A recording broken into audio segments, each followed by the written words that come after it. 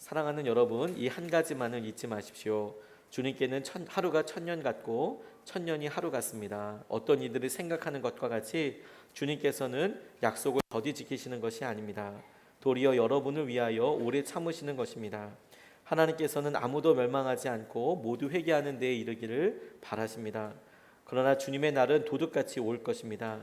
그날에 하늘은 요란한 소리를 내면서 사라지고 원소들은 불에 녹아버리고 땅과 그 안에 있는 모든 일은 드러날 것입니다. 이렇게 모든 것이 녹아버릴 터인데 여러분은 어떠한 사람이 되어야 하겠습니까? 여러분은 거룩한 행실과 경건한 삶 속에서 하나님의 날이 오기를 기다리고 그 날을 앞당기도록 하여야 하지 않겠습니까? 그날에 하늘은 불타서 없어지고 원소들은 타서 녹아버릴 것입니다. 그러나 우리는 주님의 약속을 따라 정의가 깃들여 있는 새 하늘과 새 땅을 기다리고 있습니다. 아멘. 하나님 말씀입니다. 베드로후서 6번째 시간입니다. 후회하지 않는 삶을 위해서 우리가 어떻게 하나님 말씀을 붙잡아야 할까? 오늘 우리 본문 말씀을 통해서 같이 묵상하고 기도하고 싶습니다. 운동회 때 2인 삼각 경기라고 두 사람이 세 사람이 혹은 그보다 많은 사람들이 서로 다리를 묶고 달리는 경주를 아마 한두 번씩은 해보셨을 겁니다. 서로 잘하려고 하는 열심이 다 있지만 제일 중요한 것은 속도보다도 같이 발을 맞춰 나가는 하나됨. 그게 아니면 아무리 열심을 내어도 그 열심이 오히려 방해가 된다는 것을 우리가 여러 번 보기도 하고 경험하기도 하였습니다.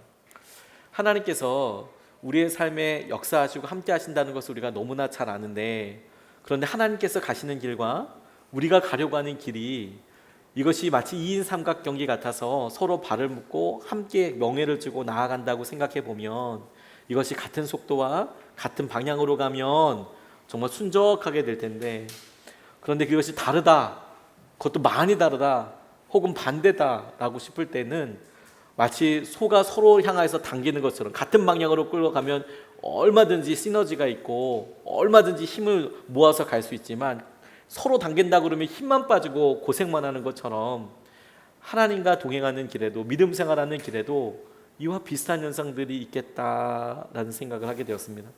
하나님께서 우리에게 원하시는 소원과 우리의 바람, 우리가 바라는 것들이 같은 방향인 것이냐.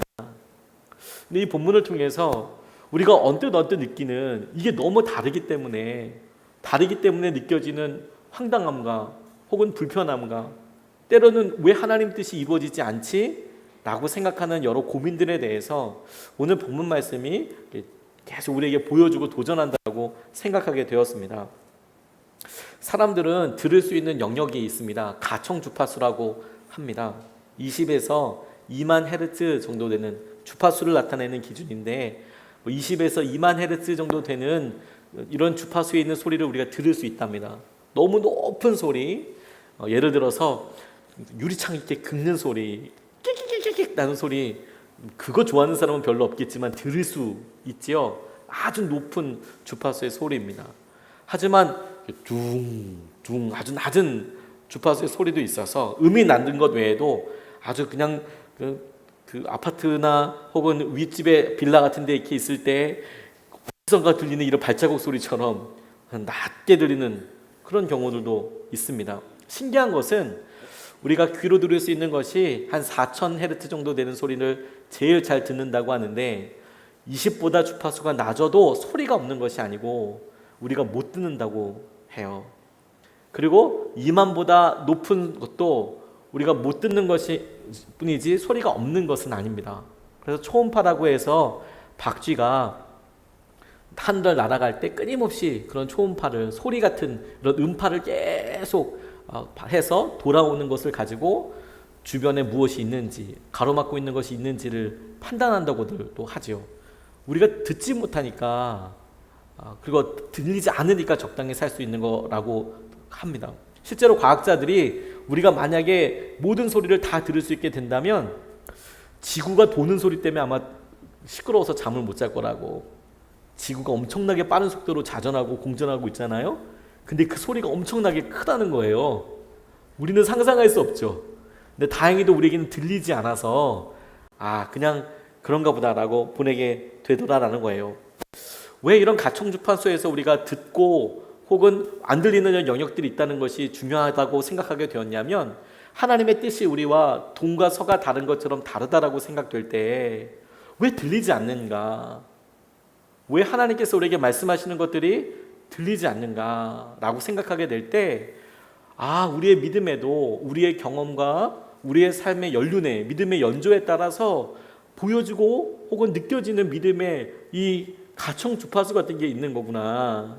소리가 없는 게 아니고 하나님께서 일하시는데 하나님께서 일하시는 그 커다란 흐름과 커다란 움직임에 비한다면 우리가 하나님 이렇게 역사하시지 라고 우리 삶에서 딱 쪼개서 깨닫고 알 수 있는 부분은 지극히 작고 협소한 영역들이기 때문에 하나님의 소원 혹은 하나님의 일하심, 방향 이것이 너무 멀리 느껴지게 되는 경우들이 있겠다라는 생각이 들었어요.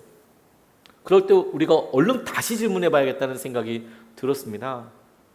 우리가 늘 하나님의 소원과 우리의 바람이 다르다라고 생각되게 될 때 왜 하나님께서는 우리의 가정의 일, 우리의 직장과 우리가 거하고 있는 여러 일들에 대해서 이런 간절한 기도 제목들을 잘 안 들어주시는 걸까? 하나님 뭘 원하시는 걸까? 라고 생각하게 될 때 너무나 속단해서 하나님 듣지 않으시나 보다 라고 그렇게 판단하고 생각할 것이 아니라 하나님께서 커다랗게 움직이고 계시는데 우리에게는 지금 무엇이 보이고 있는가? 혹은 우리가 들을 수 있는 영역은 어느 정도인가? 이렇게 거꾸로 질문해야겠다라는 생각을 하게 됐어요. 하나님께서 아무 일도 안 하고 계시는 것이 아니라 우리에게 아무 말씀도 안 하고 계시는 것이 아니라 우리의 소리를 전혀 못 듣고 계시는 것이 아니라 하나님은 쉼없이 이야기하시고 인도하시고 당신의 아주 독특한 인도하심을 우리에게 보여주고 싶어 하시지만 우리가 그것을 잘 깨닫지 못한다라는 거예요. 그래서 이 차이 나는 것에서 오는 이런 불편함과 아픔에 대해서 오늘 본문 말씀이 첫 번째로 이렇게 우리에게 이것을 극복할 수 있는 방법에 대해서 우리 마음에 대해서 첫 번째로 해결하고 붙잡아야 될 기준에 대해서 이렇게 말씀하신다라고 생각하게 됐어요. 시간의 차이, 존재의 차이에 대해서 하나님은 하나님이시고 우리는 우리다. 이걸 인정하는 것이 당연한 것 같지만 이걸 우리 믿음의 실제로 그렇게 받아들여야 한다는 겁니다. 오늘 8절 말씀을 보면 사랑하는 여러분, 이 한 가지만은 잊지 마십시오. 주님께서 하루가 1000년 같고 1000년이 하루 같습니다. 주님께는 하루가 1000년 같고 1000년이 하루 같습니다. 이렇게 말씀하고 계세요. 시간에 대해서 말씀하시네요. 주님께는 하루가 1000년 같고 1000년이 하루 같기도 하다라고 하는 것이 저는 이렇게 물리적인 시간으로 이 본문 말씀을 가지고 1000년 왕국이나 하나님의 시간에 대해서 그냥 계산하기보다 하나님께는 우리와 전혀 다른 셈 법이 있으시구나. 전혀 다른 시간의 테이블이 계시는 거구나. 우리는 시계를 올려다 놓고 1부터 10위까지 있는 바늘이 2번 돌아가는 거 하루, 이런 생각으로 하루를 보내고 시간에 대해서 생각을 하지만 하나님께는 하나님의 시간이 있고 하나님의 타이밍이 있고 하나님께서 가지고 계신 기준들이 있는 거구나. 저는 이렇게 베드로가 강조하면서 이야기하는 내용을 그렇게 적용해 보게 됐어요. 근데 그것을 받아들이게 되면 하나님의 시선과 우리의 시선이 다른 것은 너무 당연할 뿐만 아니라 우리가 하나님께서 하시는 일을 미처 잘 모르는 것도 당연한 거죠. 새 아이를 한 살 차이로 키우는 엄마가 있었습니다. 그런데 엄마가 자녀들을 키울 때 정말 하루 종일 너무 바빴대요. 이 새 아이를 키우니까, 그것도 연년생으로 새 아이를 키우니까 너무 바쁘더라는 거예요. 너무 힘들고. 그래서 고만고만한 아이들 셋에게 이야기를 들려주고 음악을 듣게 하고 노래도 불러줬대요. 정말 노래 불러준 건 대단한 것 같아요. 목욕도 시켜주고 밥을 먹이고 재우기까지 이 세 아이를 정신없이 키웠답니다. 그러니까 어느 순간이 지나고 나니까 아이들이 조금씩 컸어요. 근데 이제 어른이 다 된 자녀들이 어린 시절을 간혹 기억해내더라는 거예요. 엄마가 연년생 이 세 자매인지 남매인지 형제인지 모르는 이 사람 애들 키웠는데 다 키우고 나니까 어렸을 때 생각들이 무릇무릇 나면서 이야기를 하는데, 첫째는 어렸을 때 들은 동화를 기억하고 있더래요. 어렸을 때 자기가 들었던 동화, 엄마한테 이렇게 들었던 동화를 기억하고 있더래요. 그것도 참 신기하죠. 둘째는 음악을 기억하고 있더래요. 아, 엄마가 그때 이런 뭐 클래식 음악도 틀어주고 뭐 그랬지. 셋째는 그림 그린 기억을 갖고 있더래요. 전혀 다른 새 기억을 갖고 있더래요. 이 세 아이가 따로따로 떨어진 게 아니라 엄마가 계속 막 지지고 볶고해서 이렇게 키웠는데, 그런데 전혀 다른 기억들을 갖고 있더래요. 근데 정말 놀라운 게 뭐였냐면 세 아이 모두가 여름날 개울에서 가재 잡던 일을 기억하고 있더래요. 이 세 아이 모두가 여름에 우리 모두 가족이 여름에 가재 잡았지, 그게 너무 행복하지, 이렇게 기억하고 있더라는데, 유감스럽게도 엄마는 그 사건을 기억하지 못하고 있더라는 거죠.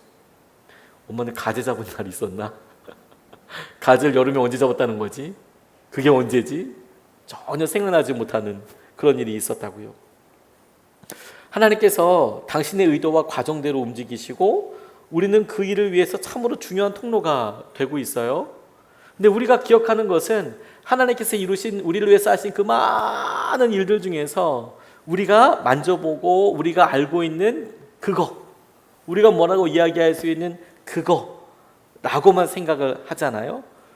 우리가 그렇게 부분적인 것만 알고 있다라고 생각한다면, 그러면 이 부분적인 일을 가지고 하나님이 하시는 전체 일을 다 이렇다 저렇다라고 이야기하는 것은 너무 말이 안 되는 것이죠.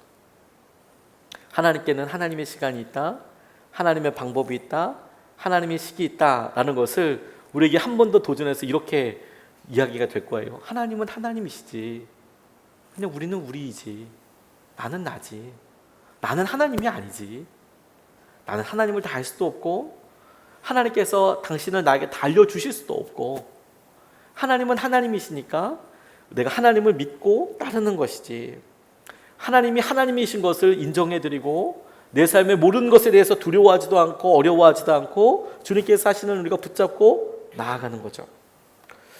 우리가 하나님이라면 이런 일을 이렇게 할 것이고 그래서 이때에 이룰 것이라고 생각하지만, 그것은 우리가 생각하는 가장 좋은 때이고 좋은 방법일 과정일 뿐이에요. 우리 생각에는 우리에게 지금 이 일이 있으면 우리 가정이 가장 행복할 것 같지만, 이 일을 전체를 보시는 분에게는 우리에게는 훈련이 더 필요하다고 이야기할 수 있고 우리의 생각이 더 필요하다고, 우리의 간절한 매어 달린 몸부림이 더 필요하다고 생각하실 수도 있거든요. 저희 교회 공사할 때, 중층 공사할 때 여기에서 공사해 주시는 분 중에서 용접을 하시는 분들이 계셨습니다. 그래서 중층으로 올라가는 계단을 이렇게 만드시는데요, 그때만 해도 제가 컨테이너에서 있었거든요. 그래서 빨리 2층이 잘 이렇게 있었으면 좋겠다, 공사였으면 좋겠다. 그 첫 번째가 뭐였냐면 계단 놓는 거였어요. 계단을 일단 놔야 뭐 물품도 올라가고 기계도 올라가고 좀 이렇게 되는데, 그 전에는 좀 올라가기 되게 어려운 상황이더라고요. 천장을 조금 무조건 올리기는 정말 힘드니까요. 그래서 이제 계단을 만드는데 제 생각에는 하루아침에 다 붙여서 밤새도록 칙칙칙 해서 다 붙이면 될 수 있을 것 같은데 좀 깜짝 놀랐어요. 계단 만드는데 설계도면이 있더라고요. 근데 설계도면만 있는 게 아니고, 설계도면은 그게 끄떡져서 몇 센치 몇 센치, 가로 몇 센치 뭐 이렇게 나와 있는 거, 뭐 그게 몇 개, 이런 설계도가 어떻게 된다 이런 게 있지만, 설계도에도 없는 굉장히 중요한 게 있다는 것을 알았어요. 그게 뭐냐면 일하는 순서가 있더라고요. 그냥 무조건 아래서부터 해나가는 게 아니더라고요. 큰 HB면 알지만 큰 판을 세우고 뭘 이렇게 덧대고, 그래서 쭉쭉쭉 일을 할 것 같은데 그걸 하루, 이틀, 3일이나 나눠서 그 일을 하더라고요. 저는 처음에 저 용접이니까 그냥 쫙 잡은 김에 쭉 다 그냥 붙여가지고 이렇게 나오면 되지 않을까? 이렇게만 생각했더니 그게 아니고, 이게 충분히 연마될 수 있는 시간도 필요하고 큰 것부터 해서 이런 일론이 정확하게 있더라고요. 저는 그냥 구경만 하는 거니까, 아니 사장님 이거 그냥 빨리 해주세요, 이거 빨리 해야지 공사가 조금 더 진행이 되는데요. 근데 그분은 잘 설명도 안 해주세요.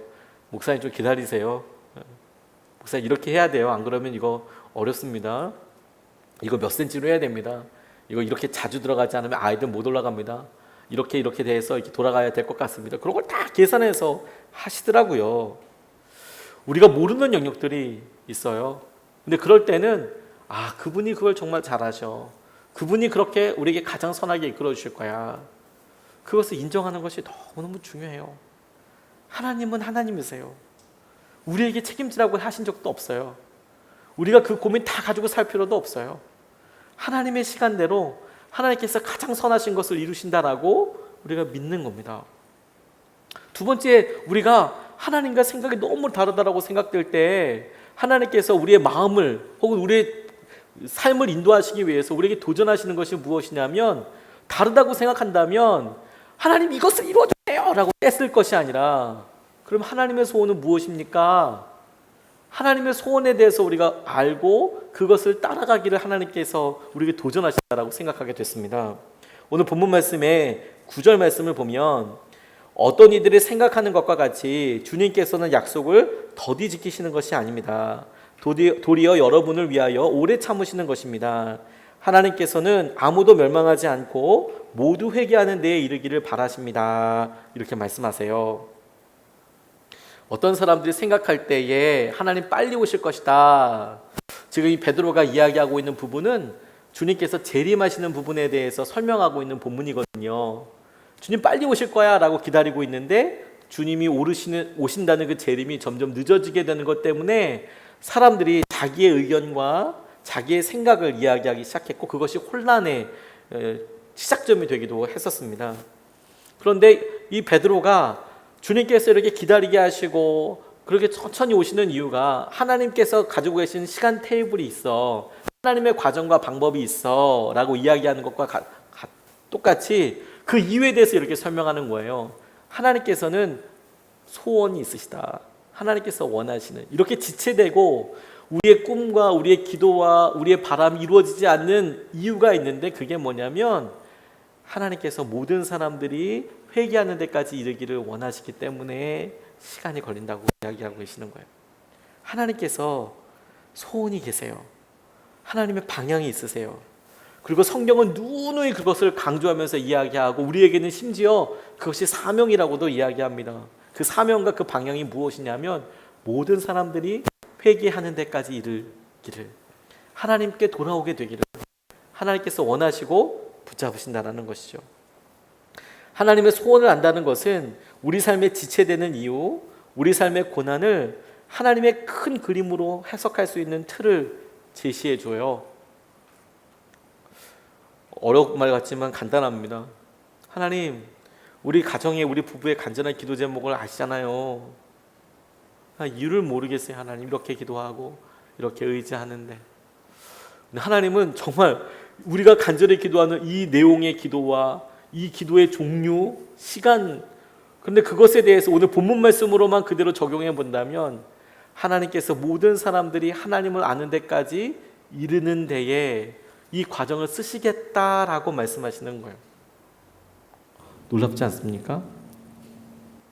이유가 없는 것이 아니고요, 모든 사람들이 하나님께 회개하고 돌아올 때까지 하나님께서 큰 그림을 가지고 방향을 이끌어 가시는데 우리에게 있는 이런 일들과 과정들을 쓰시겠다, 이런 큰 그림으로 볼 수 있다는 거예요.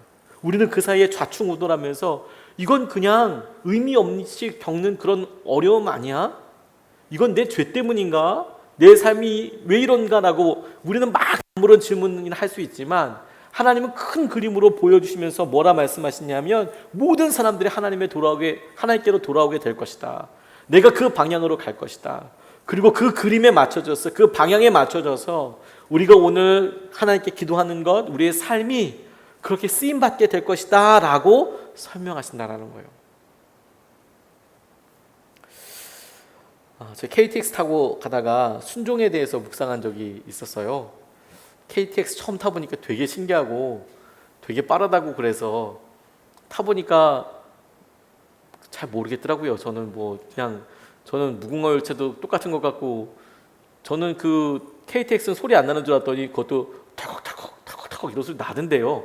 근데 아무튼 빠르다니까 진짜 빨리는 데려다 주더라고요. 이 KTX가 시속 330km로 달릴 수 있답니다, 우리나라에서는. 근데 실제로는 그 속도를 풀로 내지는 않는데요. 330km까지는 기록상 낼 수는 있지만 이렇게 내지 않는답니다. 그런데 비행기가 처음에 이륙할 때 속도도 그와 비슷하답니다. 330에서 340 정도. 비행기가 처음에 이륙할 때, 그러니까 하늘로 날아서는 엄청 더 빨리 다르지만 바퀴가 막 돌아가면서 이륙할 때 딱 떠오르는 때의 속도가 한 그 정도 돼요. 그러니까 KTX나 비행기나 속도는 일단 똑같겠죠. 일단 지상을 달릴 때에는 똑같죠. 근데 이 KTX가 달리는 그 원리가 무엇이냐면 그 자석을 이용해서 달리는 거예요. 얘를 붕 띄워서, 자기 부상한다고 하잖아요. 얘를 붕 띄워서 바로 앞에 있는 극이 서로 자석이 당기는 힘을, 그래서 그만큼 당기고, 맨 뒤에가 서로 밀어내는 자석의 힘을 통해서 밀고, 그래서 전기 신호를 통해서 앞에 있는 극이 계속 바뀌어 나가는 거예요.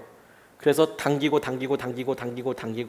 이걸 빨리 해서 속도를 그렇게 쭉 자석의 힘으로 걔를 그렇게 속도를 엄청 빠르게 내는 거거든요, 원리가. 근데 그 원리가 단순해 보이지만 제게는 굉장히 의미 있게 다가왔습니다. 당시에 제가 생각하고 묵상하고 있었던 말씀이 이스라엘 백성들이 40년 동안 광야에서 유리하는 그런 내용이었는데, 하나님께서 이스라엘 백성들에게 계속 요구하셨던 순종의 내용은 1년 동안 어떻게 살아라 이렇게 요구하신 게 아니고, 그날 하루 구름이 뜨면 그 구름대로 너희가 따라가라. 구름이 높이 떠오르면 짐 챙기고 구름을 잘 보고 있다가 구름이 움직이는 곳으로 니들이 가야 한다. 이게 다였어요. 민수기에도 출애굽기에도 이스라엘 백성들이 길을 갔던 방법에 대해서 그렇게 설명하고 있거든요. 야, 일주일에는 이렇게 가고 이렇게 가다가 한 달 후에는 이런 방향으로 바뀌고 이렇게 얘기한 게 아니라 그냥 하루만큼 가고 하루만큼 가고 하루만큼 가고 하루만큼 갔습니다. 근데 그 40년으로 이어지기 전에 어떤 일이 있었냐면 정탐꾼들이 갔어요. 내가 너에게 명령한 땅, 준 땅 정탐하고 와라. 보고 나니까 그 땅에 대해서 악평하기 시작했잖아요. 이미 주신 땅이었대요. 내가 주셨다고 생각하고 믿고 순종하면 들어가서 정복할 수 있는 땅이었거든요. 근데 거기에 그들이 믿음으로 반응하지 못하고 순종하지 못했습니다. 그래서 40년 걸렸어요.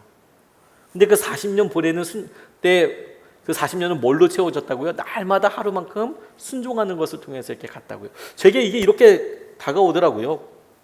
하나님께서 어떤 일을 이루실 때 그 일이 왜 이렇게 더디 이루어질까? 근데 그 더디 이루어진다는 것이 마치 하나님께 의미가 있는 것이 아니라 우리가 순종하는 데 걸리는 시간만큼 지체가 되는 거구나, 이런 생각을 하게 됐어요. 하나님께서 하시는 일이 우리가 순종하면 바로 드러나게 될 텐데 우리가 이걸 순종해야 되나 말아야 되나 고민해요. 삥 둘러가요. 그랬더니 우리가 지체하는 것만큼 시간이 걸리더라고요. 하나님께 다 내려놓고 하나님 뜻대로 따르겠습니다. 그러면 하나님께서 하실 수 있을 텐데, 마치 주님께서 하인들에게 여기다 물 떠다 놔라. 그러면 물 떠다 놓을 때 걸리는 시간만큼이 사실 주님께서 이 물을 포도주로 바꾸는 데까지 걸리는 시간 아니겠습니까?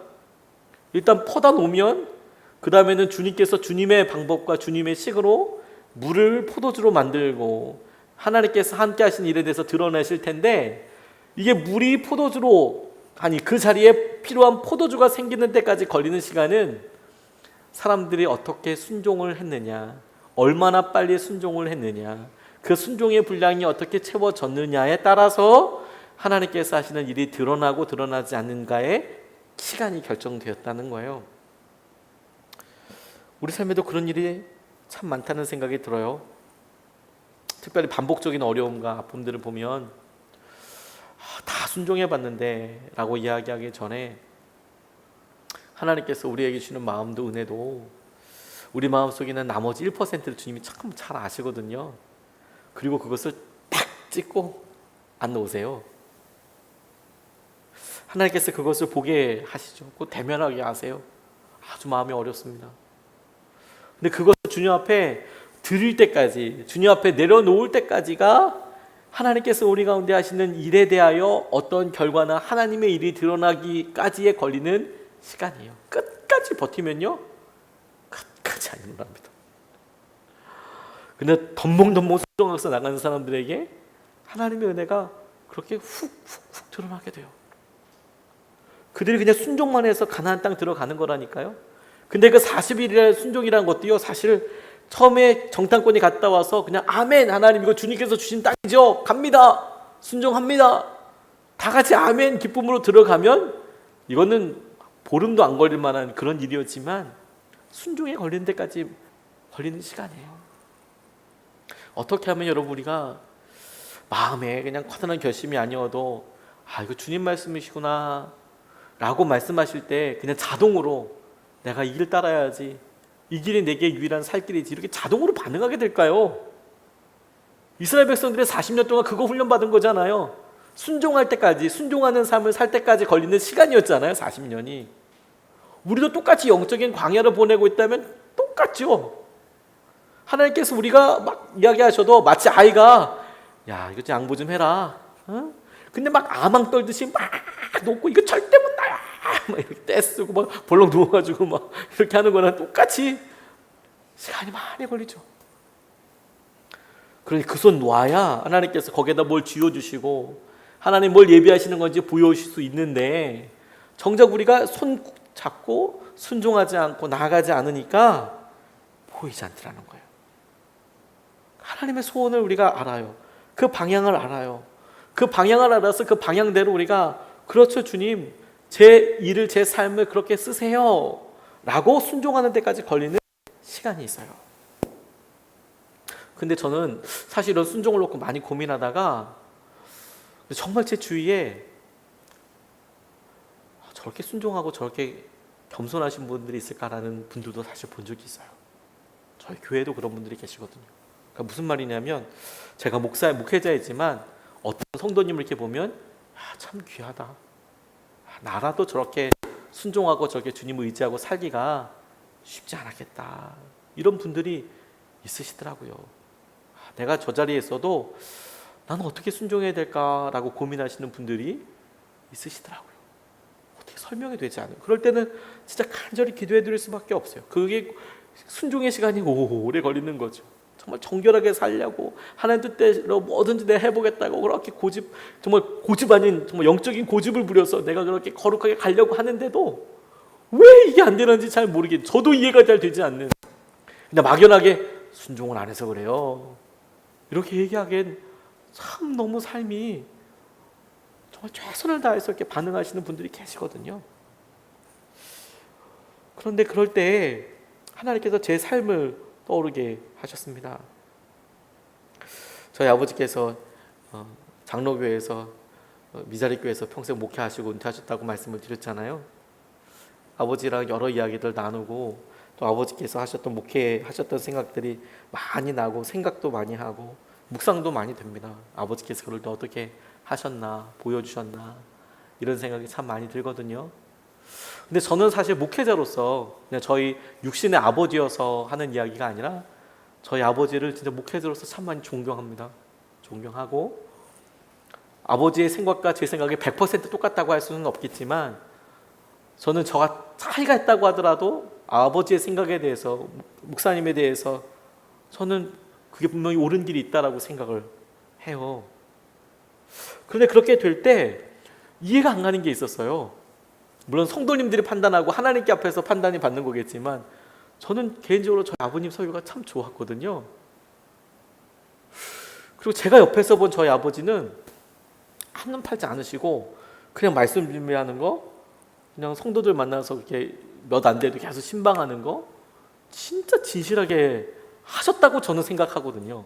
제가 옆에서 본 저희 아버지는, 아버지 목사님은 은퇴하셨지만 그냥 뭐 진짜 잔 생각 안 하시고 그냥 그 일만 평생 하신 분이에요.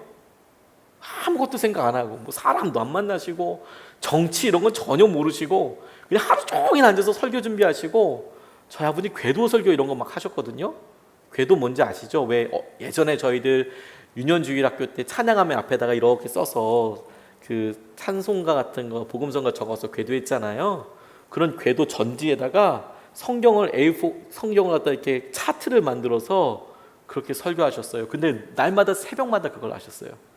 새벽마다 전지 한 장을 손으로 직접 그린다고 생각해 보세요. 그거 시간 정말 많이 걸립니다.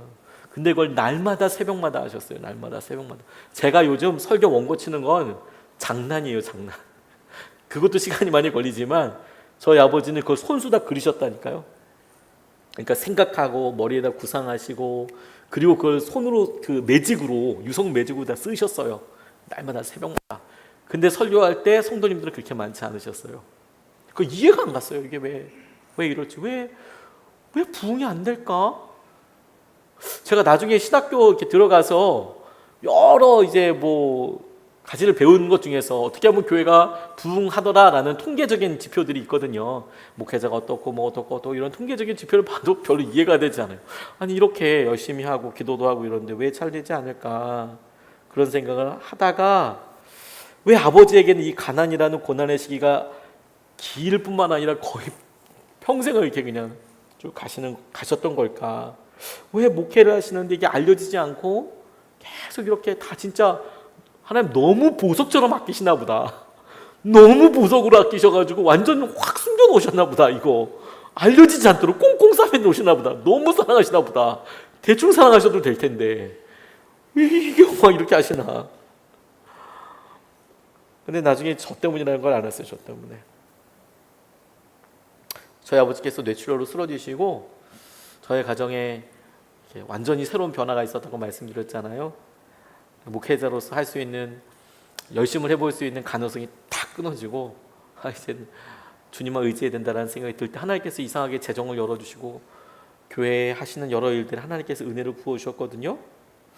그러면서 우리가 가족 가운데 저희 누님도, 그러니까 저희 매형도 목사님이신데 저희 가족 가운데 주님께서 그런 가난의 시기를 통해서 정결하게 해주셨어요. 가난에 대해서. 그리고 하나님께 어떻게 매어달린다는 것도 알려주셨어요.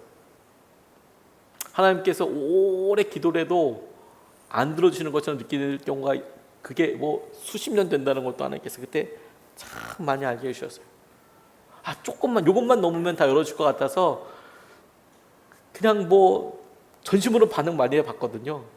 저 목회자 자녀였지만 진짜 지갑채로 헌금 드린 적 많이 있습니다. 아버지께서 설교하시는데 하나님께서 저렇게 하면 응답해 주겠구나.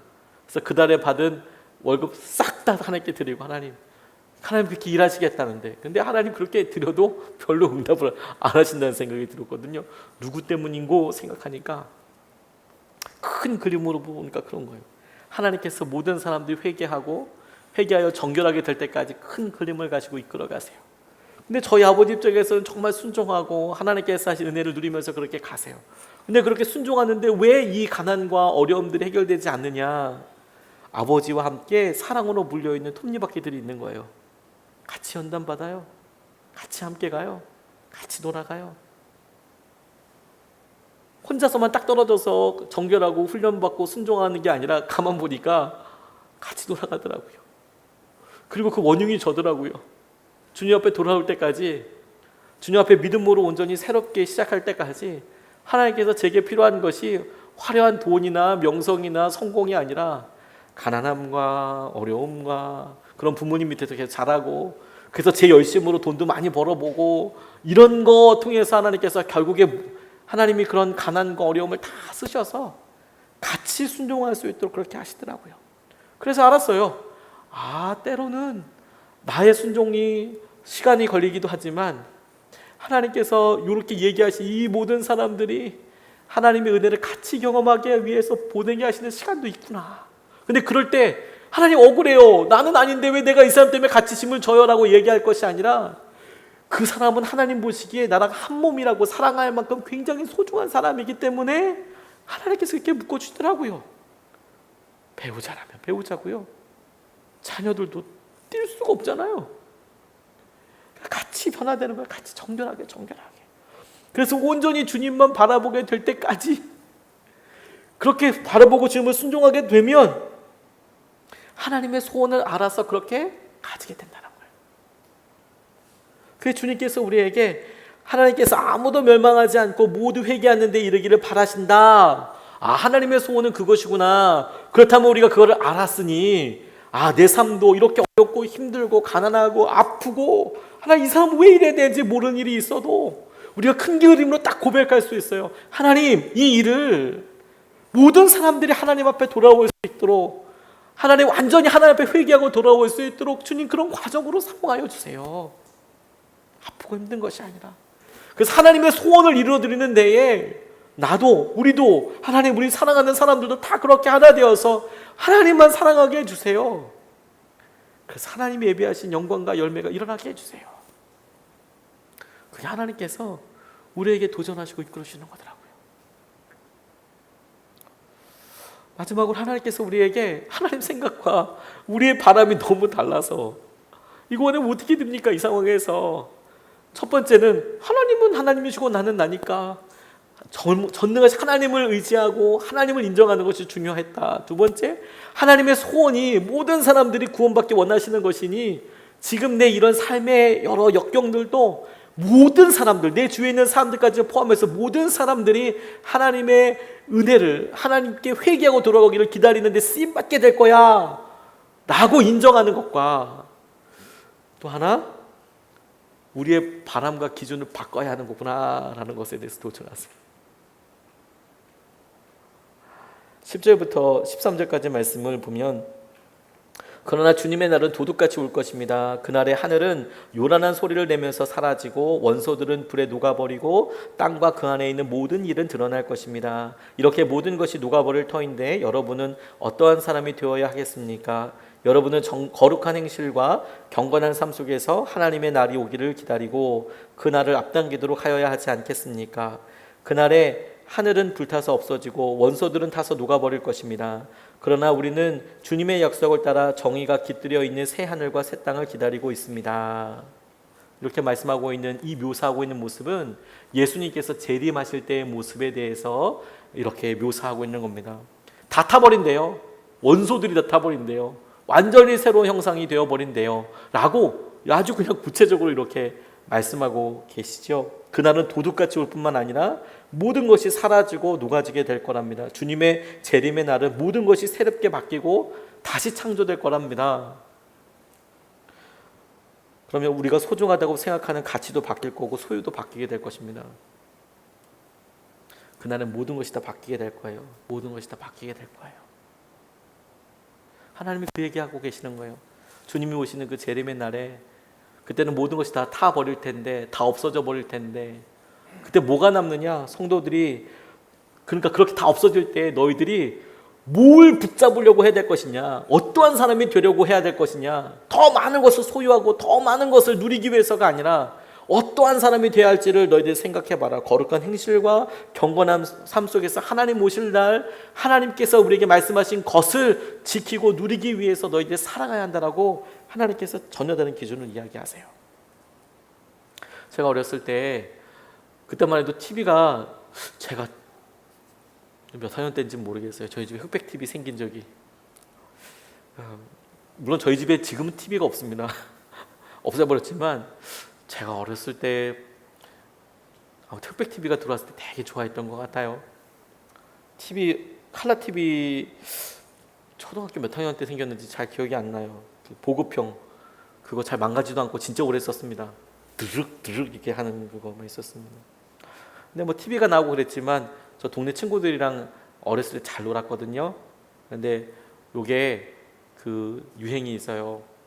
저는 주로 딱지 같은 거 많이 하고 놀았는데, 동그란 딱지 여러분 혹시 아시는 분, 남자분들은 잘 아실 텐데 여자분들은 잘 모르실 수 있어요.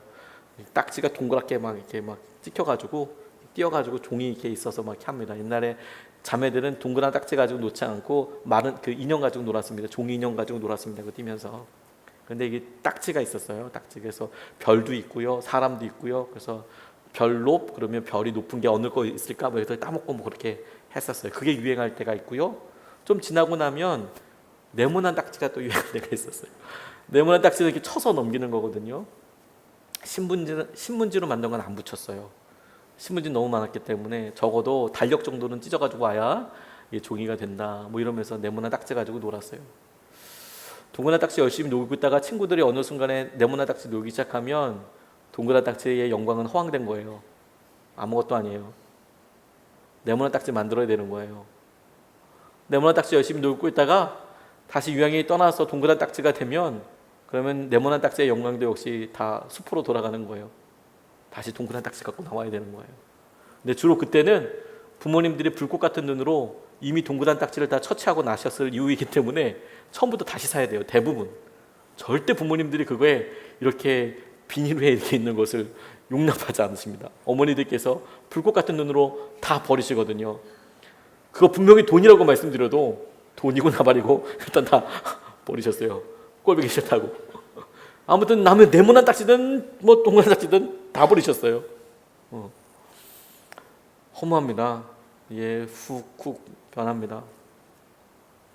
우리가 여기서 쌓아놓은 것이요, 하나님께서 말씀하신 그때 되면 다 불타서 원소 차원에서 없어진대요. 참, 이 원소 차원에서 없어진다는 것을 머릿속에 떠올려 봤는데 저는 참 이걸 어떻게 상상해야 될지조차도 모르겠더라고요. 완전히 싹 바뀌어버리겠다? 뭐 이런 의미 아니겠습니까? 그래서 우리가 새로운 주님의 약속을 따라 정의가 깃들어 있는 새하늘과 새 땅을 기다리고 있는 거래요. 그날에 주님께서 말씀이 되시고 그날에 주님께서 하시는 것으로 우리의 기준을 바꿔가지 않으면 그날에는 주님의 약속이 기준이 될 텐데, 주님의 기준이 약속이 말씀이 아닌 것들은 다 아무것도 아닌 게 되는 거예요. 다 불타버리고 아무것도 아니게 되는 거예요. 다 동그란 딱지 되는 거예요. 네모난 딱지 세상에 아무것도 아닌 거예요. 전옥표 장로님이라는 분이 계세요. 삼성에서 임원도 하시고 굉장히 성공한 크리스천 비즈니스 하시는 분입니다. 이분이 이런 간증을 쓰셨더라고요. 회사에 들어가서 3년 반이 지나가던 무렵에 대리 진급자 발표가 얼마 남지 않았을 때였답니다.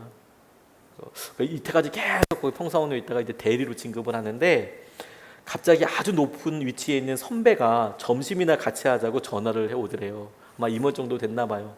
구체적으로 밝히진 않았지만 아주 높은 곳에 있는, 그것도 아주 유력한 포지션에 있는 선배가 전화를 해서 밥 먹자 이렇게 이야기를 하더래요. 그러니까 내심 자기가 진급 대상자였는데, 이제 3년 6개월 전에 내가 진급 대상자 중에 한 명인데 이제 처음으로 부하가 생기고 관리자가 되는 터라 여러 신경이 많이 쓰이는데, 선배로부터 밥을 갑자기 막 먹자고 제안을 받으니까 너무 기쁘더래요. 내 길이 좀 열리나? 이런 생각이 솔직히 드셨나 보죠. 약속 장소로 달려나갔답니다. 일식당에서 매운탕 시켜놓고 한참 점심을 먹고 있는데 느닷없이 그 선배가 이분한테 이렇게 질문하더래요. 전옥표, 자네가 잘하는 게 뭔가? 이렇게 물어보더래요. 뜬금없이 밥 먹다 말고. 네? 뭐 특별히 잘하는 것은 없습니다. 단지 고객과 시장을 파악하여 보고하고 경쟁사 분석 등을 통해 마케팅 전략을 미리 세우는 일을 돕고 있습니다. 하지만 특별히 잘하는 것은 따로 없습니다. 이렇게 대답을 했답니다. 그랬더니 선배님이라는 이 엄청 높은 분이, 그래? 좋네. 하지만 앞으로는 전공 분야를 하나 세워서 잘할 수 있는 일에 집중하도록 하게. 공연히 대리 진급이나 빨리 하려고 신경 쓰지 말고 말이야. 이렇게 이야기하시더라고요. 공연히 대리 진급이나 빨리 하려고 신경 쓰지 말고 말이야. 이 대화를 딱 듣는데 갑자기 침묵 시간이 확 이어졌답니다. 이게 지금 무슨 의미지? 이런 생각에 밥 먹다가 얹히는 것처럼 허걱 이런 생각이 드셨대요. 자신이 뭐 당시에 대단한 실력을 갖춘 것은 아니지만 그분은 정말 대단한 실력과 인정을 받고 있는 이렇게 막 잘 나가는 유명한 분이신데, 아니 이분이 식사하는 자리에서 은근 이제 기대가 있었던 거죠. 야, 내가 인사과에 다 얘기해놨다. 응? 내가 다 얘기해놨으니까 너 일 열심히 해라. 열심히 해라. 응? 다 얘기해놨다. 이런 이야기를 들을 것 같다는 생각이 저 같아도 들었을 것 같아요. 왜냐면 이제 대리 진급자 일주일 남았는데 그 전에 부르니까, 연락도 자주 한 사람이 아닌데 불렀으니까. 그런데 잘할 수 있는 일에 집중하고 승진에 대해서는 너무 집착하지 말라고 하니까 어이가 없고, 얼마 안 있으면 대리 진급자 발표가 나지 뭐 이런 생각에, 야, 끝났구나 이런 생각이 이제 본인 마음속에 큰 절망이 되더래요. 야, 이거 뭐 선배가 길을 열어준지 그래야지. 근데 세상에 너무 신경 쓰지 말라니 정말 이제 가슴이 답답해 오고 막 진짜 선배 얼굴이 보기도 싫더래요. 이러려고 왜 불렀어? 그런 생각도 들고, 잘할 수 있는 일에 최선을 다하게, 이건 사실 친한 선배가 아니어도 누구든지 해줄 수 있는 말이잖아요. 너무 실망이 많이 되고, 그래서 부하가 막 치밀어 오르고 있는데, 내가 이번 진급에서 탈락한 것은 아닐까 하는 생각이 점점 더 확신으로 변해가더랍니다. 떨어졌구나. 나한테 이런 일이 있구나. 틀림없다. 그래서 뭐 선배가 원망스럽고 막 그렇게 이야기하더래요. 그런데 대리진급 빨리 하려고 신경 쓰지 말게 곱씹으면서 계속 떨어진 사람이 틀림없는데 퇴근 후에 아내한테 자초지종을 이야기했답니다. 평소 때는 이 전옥표 장로님이, 당시에는 장로님이 아니었겠지만 이 전옥표 성도님이 아내한테 이야기하지 않았대요. 성격이 정반대였대요. 얘기하면 속이 터져가지고 얘기를 전혀 안 했는데 자기가 너무 죽을 것 같으니까 아내한테 이야기했답니다. 이러해서 진급 안 될 것 같아요. 막 이렇게 막 그랬는데 아니나 다를까 이 아내가 정반대로 이야기를 하더래요. 야, 그 선배 참 멋있다. 당신을 얼마나 아끼고 사랑하면 이제는 잘할 수 있는 일에 집중하라고 하셨겠어요. 진급도 잘 될 것 같으니 걱정하지 말고 선배님 말씀처럼 잘할 수 있는 일에 집중해서 글로벌 최고의 마케터가 되세요. 이렇게 아내가 말해주대요. 자기 속도 모르고. 야, 이 막연한 이 근자감을 어떻게 설명할 것인가. 이 낭만적인 것을 어떻게 생각할 것인가. 이렇게 하다가 대수롭지 않은 말하는 그 아내의 대답이 영 싫지는 않았지만 스트레스 지수가 한층 더 높아졌대요. 자기를 좀 위로해주고 자기 그랬구나 이렇게 얘기해주길 원했는데 이거 너무 힘들게 하는 거죠. 근데 그 일이 있은 후 며칠이 흘러서 실제로 발표가 나니까 대리로 진급을 했대요. 회사 일도 평안해졌답니다. 근데 시간이 지날수록 최고의 경쟁력을 갖추기 위해 잘하는 일에 집중하라라는 선배의 말이 계속 맴돌더라는 거죠. 진급도 했는데 그때 밥 먹기 전에 했던 너 잘하는 일에 집중해라. 그래서 그렇다. 우리 주님도 각자 은사 받은 대로 일하기를 바라지 않았던가. 그래서 내가 받은 은사가 뭘까?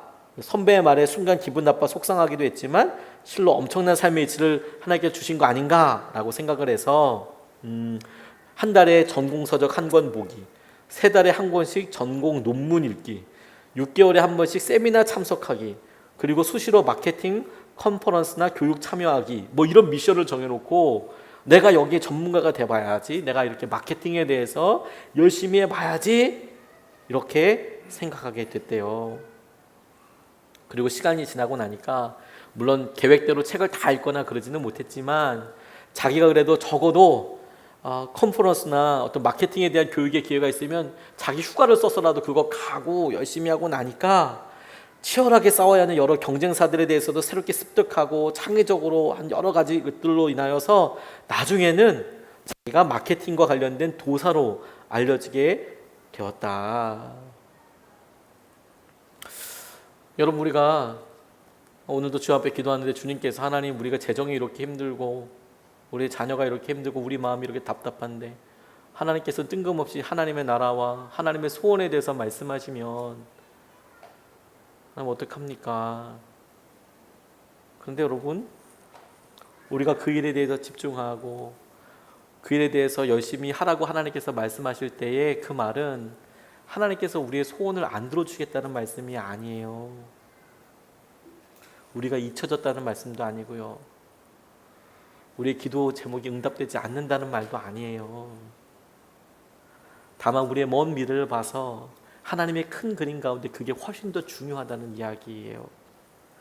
그리고 그렇게 큰 중요한 일을 따라서 가면 우리의 소원과 우리의 간절한 마음이 어느 순간에 이루어져서 우리 가운데 기쁨과 은혜의 제목이 되어 있을 거라니까요. 그게 우리 가운데 표징이고 기쁨인 것이죠. 우리 기준이 다른 겁니다. 우리의 생각을, 우리의 기준을 이제 하나님께로 바꾸는 거예요. 우리의 마음을 하나님께 집중해 가는 거예요. 하나님께서 이 일을 다 하실 수 있도록. 그래서 우리의 마음도 같이 올려드리는 겁니다. 우리의 바람과 기준을 주님께 바꾸고 주님께 사실 일들 놓고 우리가 기대하고 간절히 나아가면 하나님께서 우리에게 예비하신 은혜를 가장 좋게 이끌어 주실 줄로 믿습니다. 오늘 찬양하고 오늘 본문 말씀 붙잡고 같이 기도하고 싶습니다. 정결한 마음을 달라고 이 시간에 같이 좀 기도하고 오늘 본문 말씀을 붙잡고 좀 기도하고 싶어요. 우리의 마음속에 하나님 사랑하는 거 다 있죠. 아마 여기 있는 사람 다 그렇게 이야기하실 겁니다. 그런데 여러분, 오늘도 우리 마음속에 진심이 되어서 다시 고백되어져야지 의미가 있겠죠. 정결한 마음으로 주 앞에 나아가는 것입니다. 하나님께서 우리를 그렇게 붙잡아 주실 겁니다. 정결한 마음으로 우리 앞에 주 앞에 나아가게 될 때 하나님께서, 하나님은 하나님이시고 우리는 연약하지만 하나님의 위대하신 가운데를 품어주실 것이고 하나님의 소원대로, 하나님의 큰 그림대로 하나님의 소원을 위해서 우리를 마음껏 사용하여 주실 것이고 우리의 순종을 통하여서 그리고 우리의 바람, 우리의 기준을 하나님께 맞춰 나갈 때 하나님께서 우리를 기쁘게 쓰시고 우리에게 예비하신 모든 일도 그렇게 드러내 주실 거예요. 정결한 마음을 잡고 기도하며 찬양하겠습니다.